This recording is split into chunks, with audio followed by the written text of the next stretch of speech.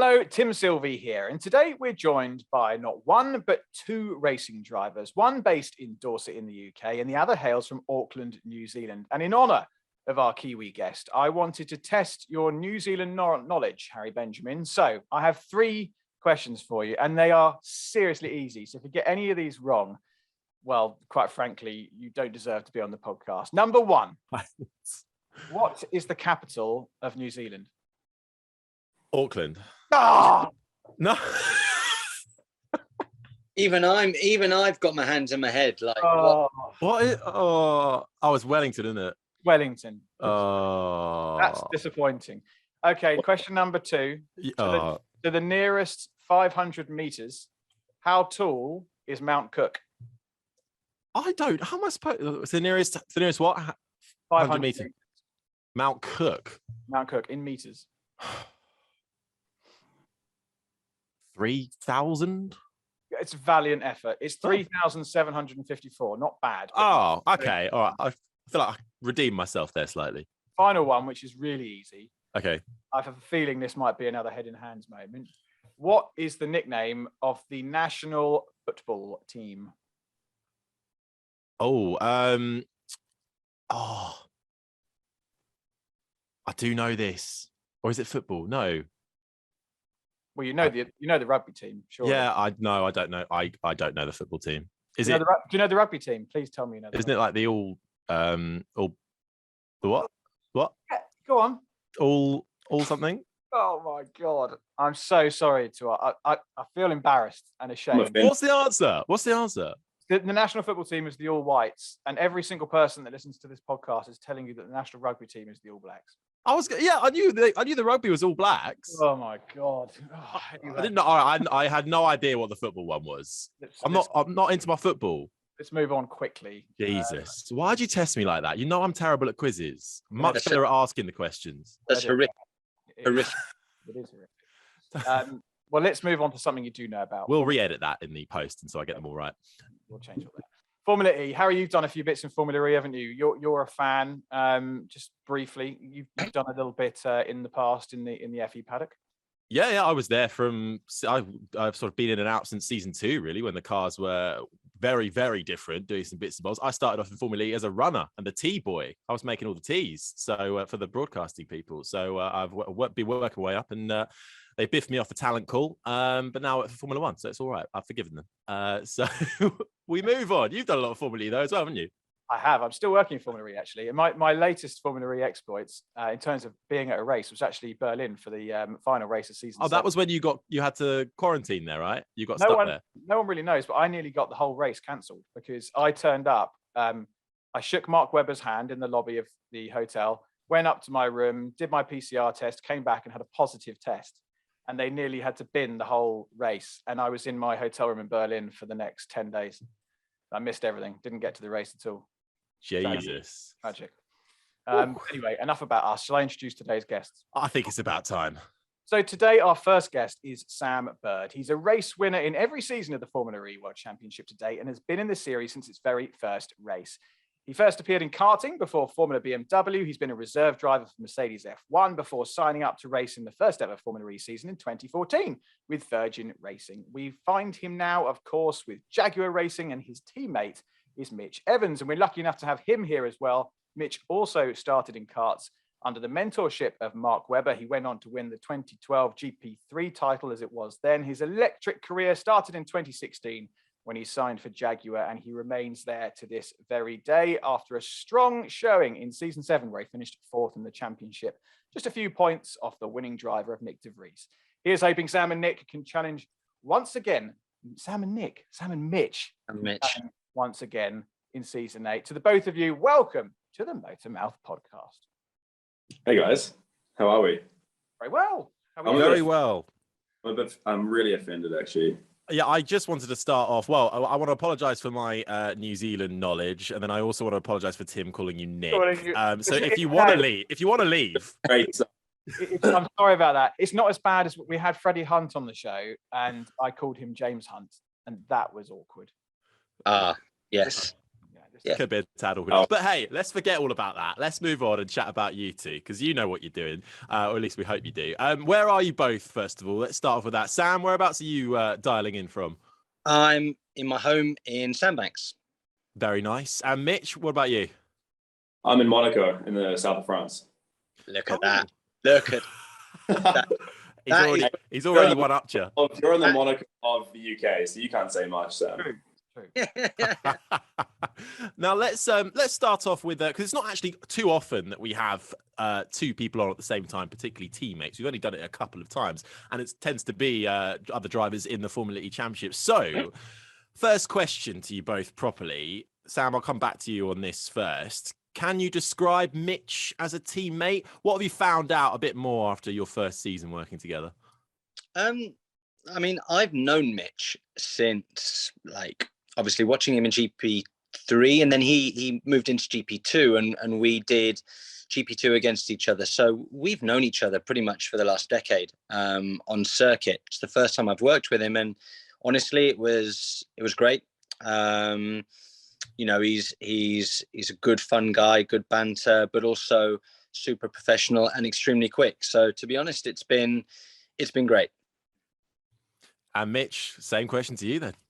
No, he just thinks Before you go any further, you said I'm perfect.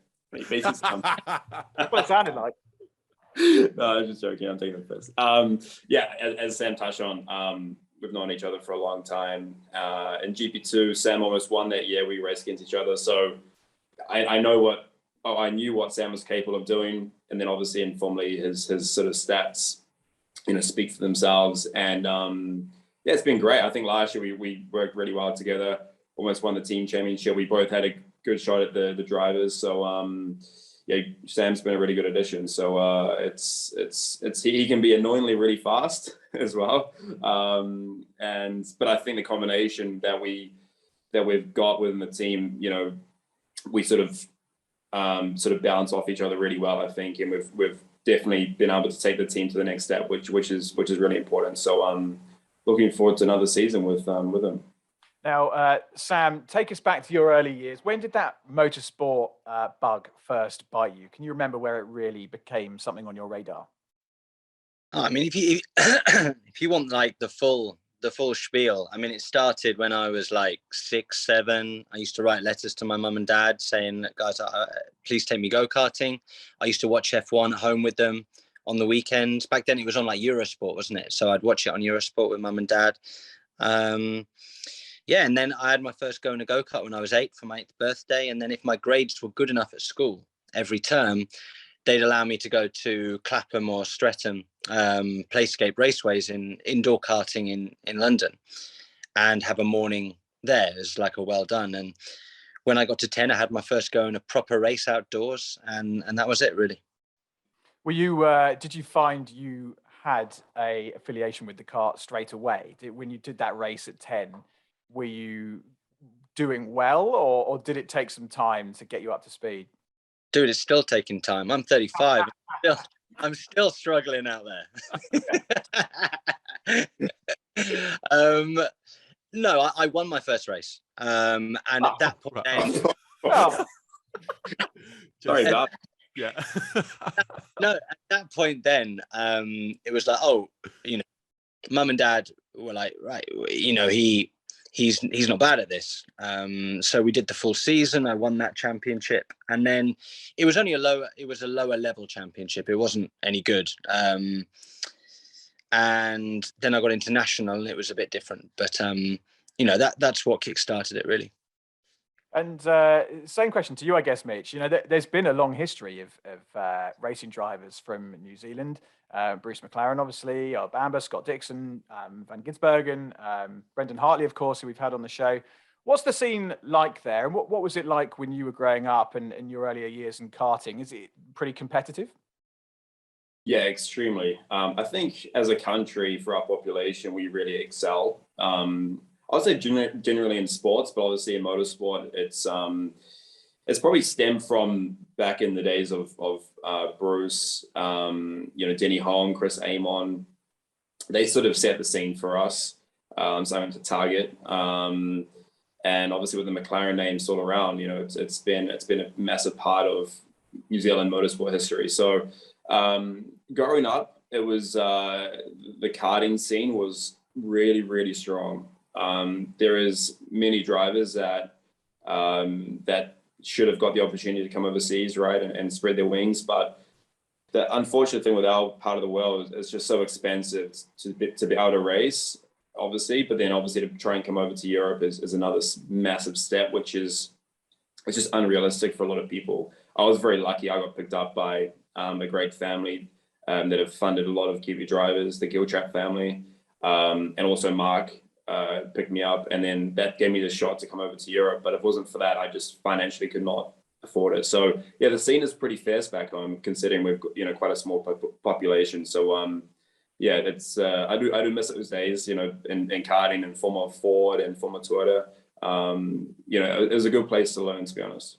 I suppose compared to Sam, you know, growing up in the UK, already in sort of the heartlands of karting and racing, for you, Mitch, how old were you then when you made the trek across to Europe? And was that quite a daunting part of your life? I loved it. I was 16 when I left New Zealand, left school, which I was super happy about. The last few years at school, I was not really there physically and mentally, just sort of went there, literally eat my lunch and just pass my exams. I was just so focused on my racing. So yeah, for me to move when I was 16, looking back, it is quite crazy, but I didn't even think twice. You know, when I had the opportunity to come across, it was like, okay, when can I go? And it's just my mum moved with me initially just to make sure I could actually survive and not set the house on fire. So I had a little cottage at the end of Mark's driveway, which I was there for about 6-7 years. And yeah, it was initially quite hard. Like you get a bit homesick initially, just, you know, it is a big change, but especially even just in the UK, you know, there's little things that you just take for granted, or, you know, back home, but just things are just different. Now it's like second nature to me. Like the UK, I see the UK as almost a second home, and yeah, I spend more time there than New Zealand. So it's yeah, it was initially hard, but obviously looking back, it was the right thing that I did, and just very grateful for the opportunity that I got to be able to come overseas. So you were basically Mark Webber's next door neighbor. Yeah, pretty much. Yeah. So I was like, yeah, because when I came over, I had no money. I was a bit useless, you know, just could only really drive a car half decent. That was it. So I was training with Mark every day. Dinners at his house most nights, traveling with him, because GP3 back then and GP2 were on the same weekends as F1, so I used to travel with him. So it was nuts, you know. I came from, you know, just a normal sort of life, and then it just went bananas. So yeah, I guess you could say actually that the cottage I lived in was his, like he owned it. So but yeah, we were neighbors for a bit. Wow, what a good guy to have as a sort of someone looking out for you and passing on advice and guidance when you're making your way in the sport. And Sam, well, segue is nice, Formula One wise from Webber. You flirted quite heavily with Formula One. You've done testing duties for Williams as a reserve driver for Mercedes. How did those opportunities come about? And take us through what it's like to drive a Formula One car. So firstly, the Williams opportunity came about mid-season 2007. I knew Johnny Williams because of my days in Formula BMW, and back then Williams had an affiliation obviously with BMW. So as a scholarship driver, I knew some of the people in the team. Anyway, they kept an eye on what I was doing in British Formula 3, and I started winning a few races. I think I'd had like 10 or 12 podiums that season, and they invited me to start driving their cars to do some aerodynamic work, which was great. Somewhere in the house, actually, I've still got my first ever paycheck. So I got paid. My first ever time in a Formula One car, I got paid to do it, which is quite cool. It wasn't very much money, but it's something that I'm very proud of. And then fast forward to 2010, doing GP2 with ART. Jules Bianchi is my teammate, massive benchmark. And I start to do quite well and start matching Jules for pace. And I win a race in Monza. And Ron Meadows from Mercedes called me and asked me if I could do the young driver test in Abu Dhabi. Obviously, that went well, and then I spent the next 4 years with Mercedes as their reserve, flying around the world with Michael, Nico, and Lewis. Wow.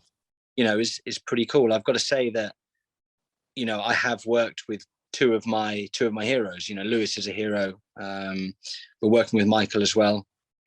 Two of the greatest of all time is pretty cool. Working with Mercedes in those early days as well, could you see from behind the scenes, you know, what was to come? Because of course it wasn't a dominating championship team straight from the off. It grew over time, but you were there for the early workings of it. Could you see what was about to come? I think that when the new regulations came out, it got announced in 2011 what they were going to do with the engine regs, and we jumped on board on that on the simulator really, really early, like maybe like a year before anybody else, because everybody else was focused on the current regulations and getting their car as good as possible for the here and now. Mercedes kind of took a different approach and thought, let's get on top of these new regs for the V6 hybrid era on the simulator and really tailor the rules to suit us. So I was doing some preliminary work in 2011, end of 2011, on a 2014 engine. Wow.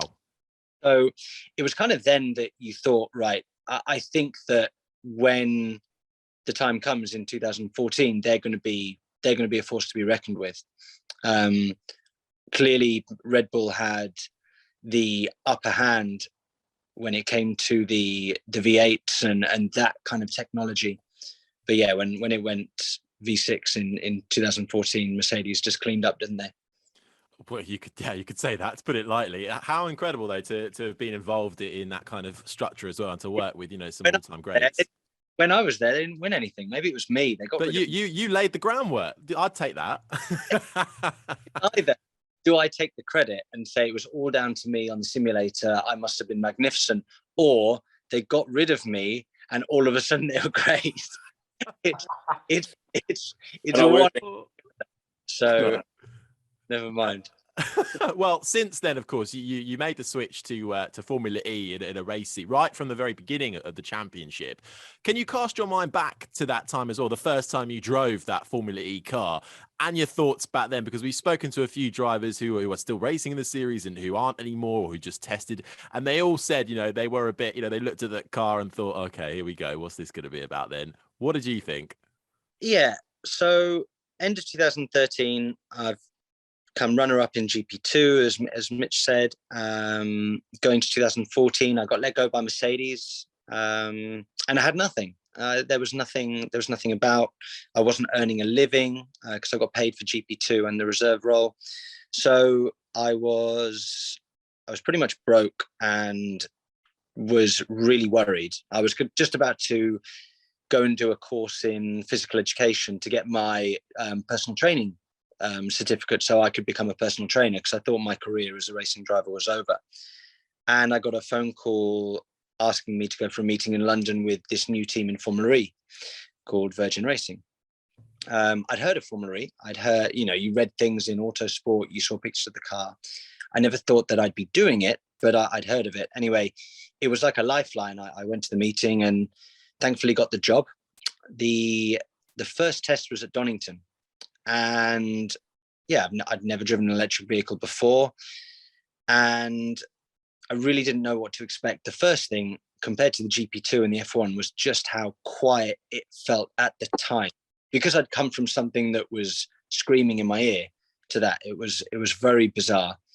But it's kind of like a blur now, because Formula E has moved on so far and got so much better and so much more advanced that it's difficult to really remember those first tests, apart from nobody really knew what they were doing. And nobody really had a clue, and it's taken all this time to get to where we are now. And then Mitch joins later when everyone does know what they're doing. And How was that, Mitch? When you first got in a Formula E car, what was the experience like for you? Did you have any kind of testing before in the first generation cars, or were you brand new into the new generation?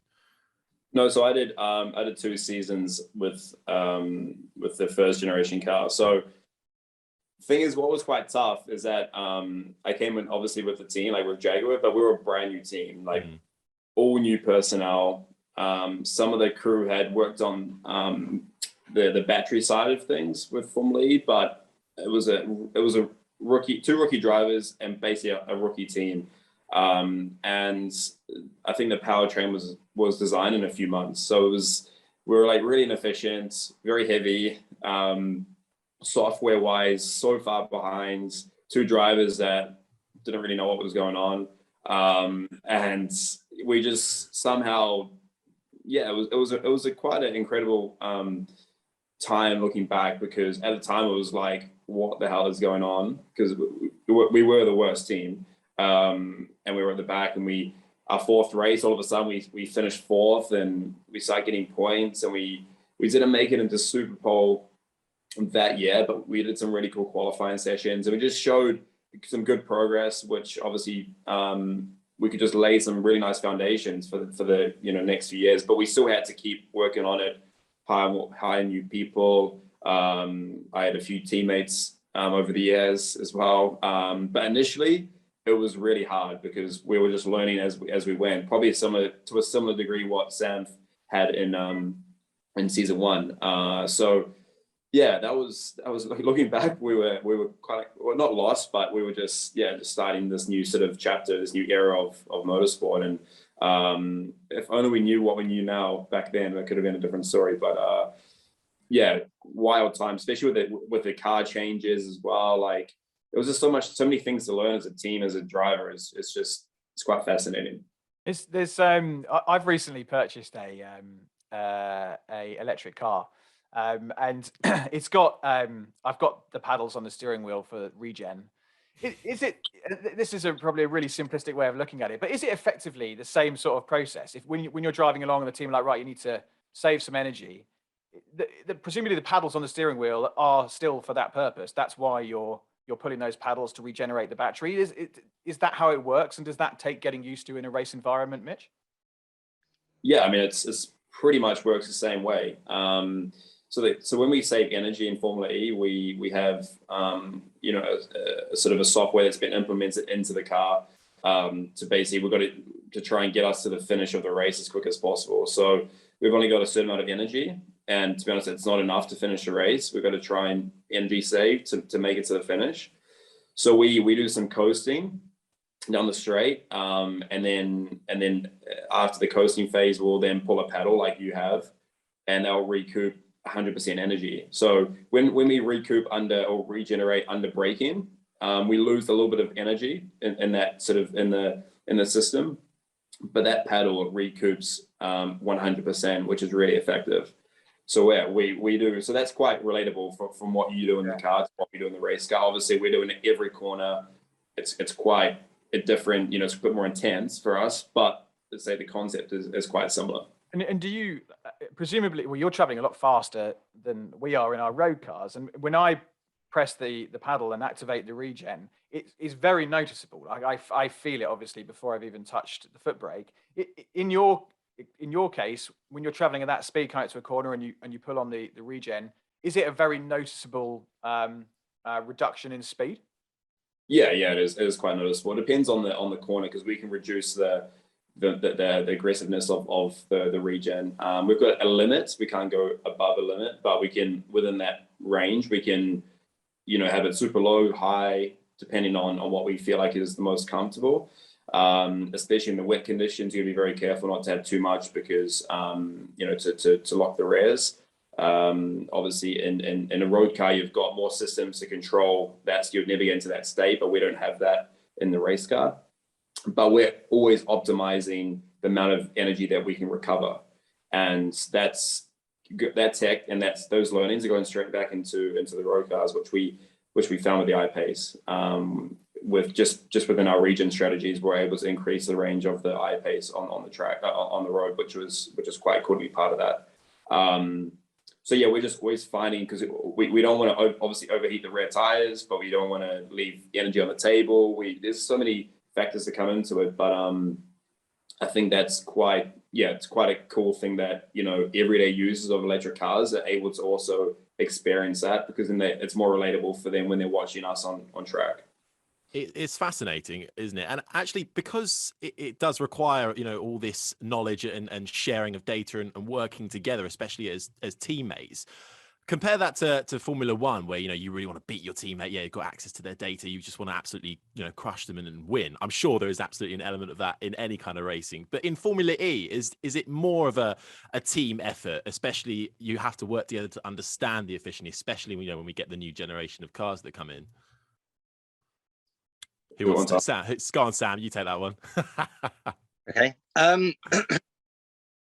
mean, yeah. Me and Mitch are competitive.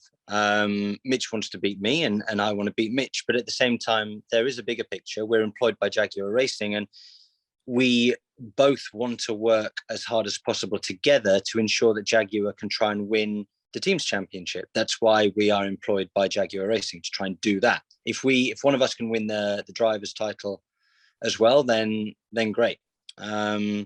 So it's, you know, when you say it's like that in Formula One, we're both super competitive. It is like that in Formula E as well. Like, you know, the helmet goes on, and you know, we're competitive. The one thing I would say though is that we, in my opinion, in in the last season the first season that I worked at Jaguar, you know, the relationship was fantastic on track, and there were instances on the circuit where we had to negotiate each other, and it was done instantly without any issues, and it was for the good of the team, and it worked out better to do that than it would be to squabble and fight. And that's all I can say about that, really. Now, I know you've both had a lot of highlights in your career, but there is a moment that you've not yet experienced, which is the very important MotorMouth quiz. We've had lots of your peers take part in this quiz. Harry will probably know where some of them are on the leaderboard. But I'll hand over to my illustrious, bearded, lofty colleague to introduce you to the hardest quiz in motorsport, the MotorMouth quiz. Thank you very much. Yes, Sam Bird, Mitch Evans, welcome to MotorMouths, the hardest quiz in motorsport, because the answers may vary and points are given out on a if I feel like it basis. So there are 14 points up for grabs in total. If you get 14 points, you go to the top of the leaderboard, which is currently occupied by Susie Perry, Alexander Sims, and Nelson PK Jr. So I think you're going to be wanting to be getting up towards there. You don't want to be, Mortara right in the middle pack, 11th. You don't want to be a Boemi right at the bottom of the pile, or a Chandok who is last. So you want to avoid those areas. If you want to aim for 12 and above, and you're doing well. I've got 4 questions for you, each about each other. Are you ready for question 1? No, but I'll take that as a yes. Okay.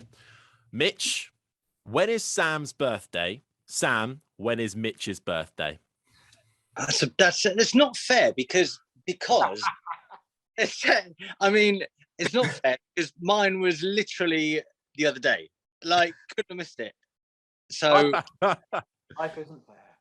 Well, Mitch, when is his birthday? Now this will be a true test. Well, it's the 9th of January. Okay, what was the year though? 1927. You're not that old. You don't look a day over 21, Sam. 1985. Oh, close. Sam, do you want to reveal it? I'm actually a little bit offended that you think I'm 37, Mitch. No, 87. 87. Oh, no. 87. That was the year of the Great Storm in the UK, 87. And the year of the Sam Bird. I remember it well. Go on then, Sam. Well, Mitch, we'll give you a couple of points for that one. But Sam, can you get Mitch's date, month, and year? This was last week, and yeah. Anyway. Fair at all, is it? Like if you'd asked Mitch when my birthday was in June, he wouldn't have had a Scoobies. So it's not really.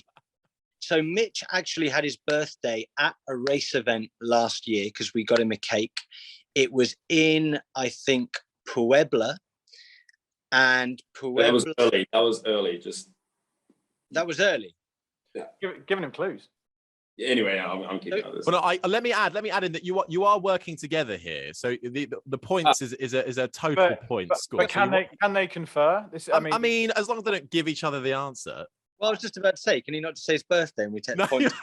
Then no, that's an immediate disqualification.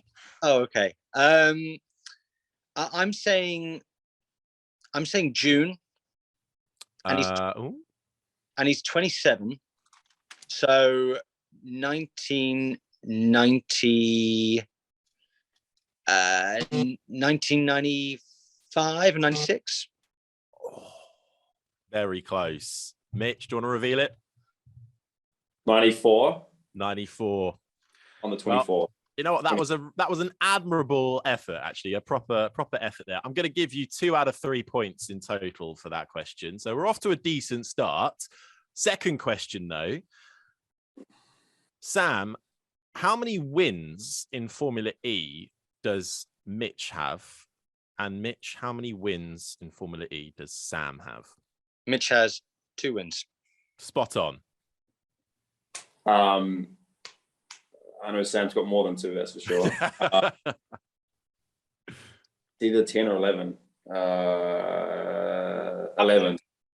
Excuse me. There was foul play going on. There was there. foul play going No, on there. no. Sorry, what I'm gonna give you the full house there. Okay, I'm gonna allow it. 3 points in the bag. Okay, next question. Now, of course, you both drive for the Jaguar Formula E team, but when Jaguar was in Formula 1 many years ago, 5 drivers, according to Wikipedia, raced for the team. Can you name them? Eddie Irvine. Correct. Mark Webber. Correct. Christian Klein. Correct. Oh, 2 more. Having this. Justin Wilson. Yes. Can you get the final name? Oh, it's up to P. Oh, yeah, he's done his homework. Pizzitola. No, it's got Pitsonia. No, first name starts with a P. Oh, Maybe we're thinking a different person. yeah, we are. Was it not Antonio Pitsonia? Not according to the notable drivers on Wikipedia, which is obviously a very trustworthy source. P begins with a P. Yes. I'll give you a nationality. Yeah. Spanish. Pedro de la Rosa. Spot on. Pedro de la Rosa. Well done. Well done. Although you say Antonio Pizzoni, that does ring a bell, but maybe that's something else. But I'm going to give you 3 points. So well done. Okay. One more question, and then a bonus point is up for grabs. Sam finished runner-up in GP2 in 2013. But what team was he with? Mitch. Only Mitch can answer that one. Beautiful. This is easy. Russian time. But excellent. Well remembered. Right. That was an easy one. Yeah. Okay. Bonus point for you. How many different nationalities make up the 2021-22 Formula E grid? So this coming season, how many different nationalities are made up on the grid? Goodness. Sorry? Who's answering this one? Both of you together. You can both work together on this one. Right. So we've got English, we've got Kiwi, we've got Brazilian, we've got Swiss, we've got French, we've got Portuguese. Yep. We've got does Edo classify as Italian or Swiss? Swiss. We've got a Mexican, then Italian Giovinazzi. Yeah. How many you got there at the moment? How many fingers is that? German. That's 8, 9. German. Well, he's like a hybrid, isn't he? He's sort of a bit of everything. Lotterer. Right, yeah, Andre, yeah, and obviously Pascal, yeah, no German, so 9. I feel like that's it, but there's got to be something else, surely. You've got 9 at the moment. We're looking for a few more little hidden. So what have you got at the moment? Let's run through it. So obviously we've got New Zealand and UK for sure. Brazil, I mean, Swiss, French, Portugal, Mexican, Italy, Germany. Is that different? Mexican? Why? Do we say Mexican? Yeah, I don't think there is a Mexican on the grid. No, American. American, yes, American. Okay, so how many have we got? Are we going with 9? No, we've got 10 at the moment. We've got 10. Okay, That's 9, isn't it? Oh, I thought we'd replaced Mexico for American. Yeah. So you got 1, 2, 3, 4. Oh, Brazil. Brazil. Brazil. Yeah, Brazil is 1. Yep. We got Brazil. We had Brazil, I thought. Yeah, you got Brazil. You got English, Kiwi, Brazil, Swiss, French, Portuguese, American, Italian, and German. So how many was that? 1, 2, 3, 4, 5, 6, 7, 8, 9. Okay. Is that your final answer? They're struggling. Just looking for a number. Could be, but I'm struggling to think of who else is on the grid. So we go from the back of the grid to the front. I don't know. Well, Neo's both British. Dragon, Brazilian and Italian. Yeah. Then 2 Germans and Porsche. Swiss and English for Dams or Nissan. Dutch. Dutch and Belgium. There we go. Oh, they're gonna kill us if they hear this. Yeah. You had missed out the Dutch and the Belgian.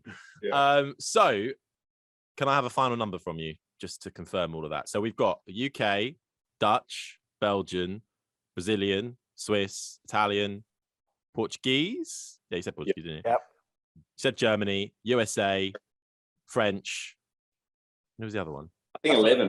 That's 11. Yeah. 11. We got there in the end. It's the correct answer. High score. This is up there. This is up there, right? Okay, let me quickly do that. 1, 2, 3, 4, 5, 6, 7, 8, 11. Oh, okay. Well, out of a possible 14 points, Sam Bird and Mitch Evans, you scored 12 points, which does put you joint third with Mark Webber. So he's up there as well. Just half a point below Brendan Hartley, I'm afraid. So unfortunately, Pride not coming out there. But you are ahead of Ollie Rowland and Edo Mortara. So something to be proud of there. Well done. Always good. That was a good effort. Well done to you both. And there's the highlight. So any future interviews, please make sure you reference that as the best thing you've ever done in your career. Now, let's move away from Formula E. I want to know from each of you, any hidden talents? What are you good at outside of racing? Let's come to you first, Sam. What am I good at? I'm still figuring it out. I mean, I used to be good at football. Yeah. I'm okay at golf, so that's good. Do you have a handicap? 10. Ooh, so I'm okay. I can play. It's all right. Besides that, I'm fairly rubbish at most things, to be honest. I'm a bit average. Just an average kind of guy that just I'm just quite, I'm average. No, those are the 2 things that I probably enjoy. I really enjoy watching football now, and I enjoy playing golf. Besides that, I hold my own when I go running, but yeah, I'm fairly talentless when it comes to like cooking and normal stuff. Mitch, same to you. I can't beat that. Thing is, since I was born, I've literally been at racetracks my whole life. I used to play rugby. I actually got to a stage where I had to choose between rugby and racing. I think I chose the right one because I'm way too small to be a rugby player. But honestly, hidden talents, I'm hopeless. Like, instrument or anything, or I tried to learn guitar. That lasted about a week. I don't know. Honestly, nothing. Like I like making my coffee in the morning, so I've got like a proper machine, and I do the latte arts and all that. Oh, okay. I'd call that talent. If you do some good latte art. We're clutching at straws. We'll take it. He's a good barista. He is a good. Yeah. You got your fullback. You got your fullback if it all goes wrong. If all goes wrong, you can go to Costa Coffee or Starbucks and great people's you do play a musical instrument, Mitch. You blow your own trumpet. Hey! Mate, not as good as you though. No, that's queued up. Yeah. Oh, brilliant. Okay, so this is a question we sometimes ask people, very random. If you had to be covered in feathers and you could fly, or scales but you could swim as far as you liked, which one would you rather be covered in? Feathers. Cool. I've been a bird all my life. I think it'd be fun to be like more scaly. Yeah. Also nice, a nice split down the middle, feathers and scales. Excellent choice. No ever asked us that ever in an interview before. We've got plenty of those. We've done it. We've done it. We've finally done it. We've asked drivers questions they've not been asked before. I call that game over. Let's end it there. Thanks, guys, for joining us. We didn't, but the thing is, you did say if you're covered in feathers, you could fly. Yeah. I mean, you're the first person actually to say scales. I don't think anyone said scales. Yeah, but look at my name. Like I've been a bird. I've been a bird for a long time, and maybe it's time for a change. Maybe my natural habitat is not in the air. Maybe it is on the ground. Yeah. 2022, the year of the scales. Maybe one of your talents will be incredibly fast and long distance swimming because of your scales. Yeah, I was thinking more like I'd be a tortoise or something like that. Isn't that more of a shell? Like that's more a shell, isn't it? But they do have scales under the shell. Oh. Yeah. Interesting. It's interesting when you get into the nitty gritty of it, isn't it? Low, boring. We'll call you Sam Scales this year, I think. That's what your name will be across the season. Now, gents, we do have a final 3 questions that we like to ask to all of our guests, and they are brought to you by our partners at F1 Experiences, and they are brought to you by our partners at Road in Cars. Tim, do you want to kick off with the first one? Sure. Quick answers. Mitch, let's come to you first. What's got you excited at this very moment? The new Formula E season coming up. Yes. Sam? Same. Good. Excellent Harry, answers. next question. Okay, Sam, we'll start with you this time. What is your favorite racing destination and why? New York, because it's New York. Yes, love a bit of New York. Mitch? Monaco, 100%. Nice. Kind of hard. I love that Formula E has gone to Monaco and showed Formula One how to race around that track. Absolutely epic, amazing overtakes. Right, final question for you both. Another highbrow one you'll be pleased to hear, Sam. Mitch, I'm going to come to you first. What are you scared of? A lot of things. I'm actually not a massive fan of heights. Oh, really? Are we talking airplane height or ladder height? No, more like airplane, like building, more building sort of on the side of a building sort of height. So like if you went up like the Empire State Building or something, would you be a bit weird being on? Yeah, when you're close, I'm not cool with that. No, I get freaked out. Yeah. I went up the Burj Khalifa in Dubai, which is so high that it kind of takes away the fear because it's almost unfathomable to get your head around how high you are. It's weird. It's almost like being on a plane, so it takes away that fear. Very strange. Sam, same question to you. I'm going to go a bit more deep and meaningful with my answer here. I'm going to go. Get ready for this. My biggest fear actually is probably failure. Oh. I worry. I'm scared of not fulfilling what I want to be able to achieve in my career because I understand that I'm not as young as a lot of the guys out there, and I still haven't achieved what I want to achieve. And yeah, it scares me that I haven't yet fulfilled what I want to be able to fulfill within motorsport. But it's also on the flip side a great driver, isn't it? I mean, pardon the pun, but it's a great motivator to keep you going because motorsport is so fragile. Do you agree? Do you think that fear of failure drives you forward? Yeah, it can work 2 ways, can't it? It can eat you up and spit you out, or it can drive you forwards and make you find that last little bit and spur you on. but you wanted an answer like spiders. So No, not at all. I'll tell you, I didn't want to say, but you're not the first racing driver to say failure. It is fairly common, I think, especially amongst high sort of performance athletes. Mitch, Okay. do heights drive you forward as well? They came to mind initially, but I'm like, oh, let's not go too deep here. Let's not. But Sam went there, so fair enough. No, I think the deepest we've ever had was Freddie Hunt, who did get very philosophical and very sort of about his father and very emotional, and a very long answer for that one. So don't worry, that has not been the deepest answer. But thank you for sharing that with us as well, because it's so fascinating to hear how the inner workings of racing drivers work. But I think we've just about reached the end there, champs. Mitch Evans, Sam Bird, thank you so much for spending a bit of time with us on the podcast. Really great to chat properly with you, and best of luck for the season ahead. We'll be watching all the way. But Mitch Evans, Sam Bird from Jaguar Formula E team, thank you so much for joining us on the MotorMouth podcast. Thanks, guys. Cheers.